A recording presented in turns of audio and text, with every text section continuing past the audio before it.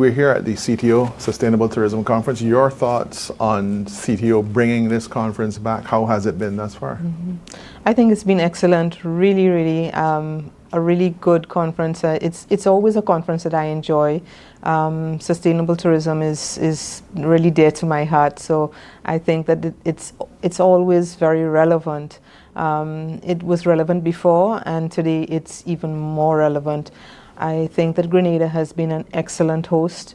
The panels have been excellent, the choices of speakers, and I think everybody's hungry for that information, and everybody's willing to share, which is something that doesn't always happen, but they're really willing to share.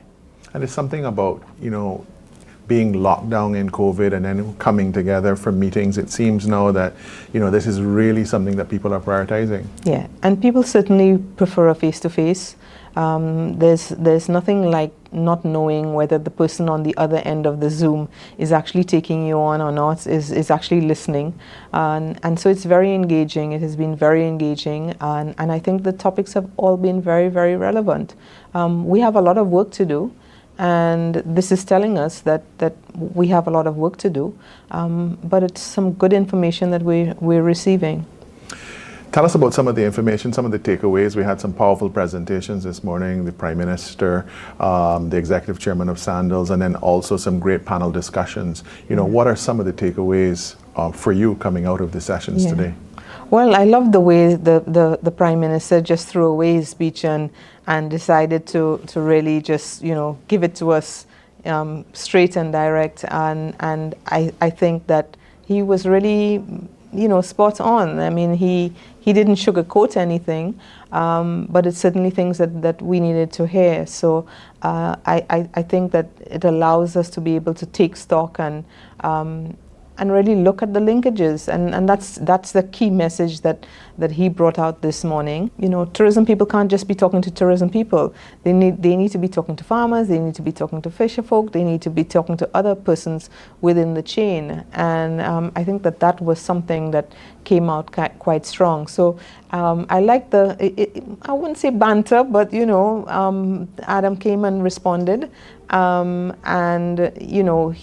I think that he definitely gave a perspective that some persons were not aware of, that Sandals does a lot for sustainability, and perhaps there were things that people were not aware of. It was very candid and very from the heart. So I think that was good, and that then set the tone for the panels this morning.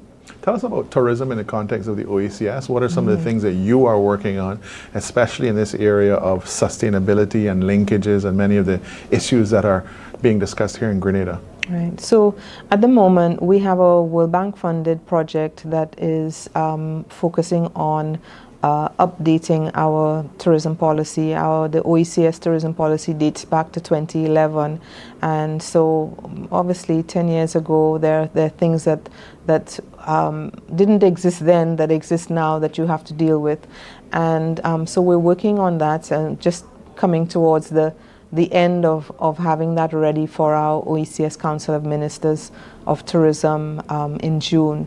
And that fits really nicely into this conference and what we're doing. Sustainable tourism really looks at the three pillars. We all know that.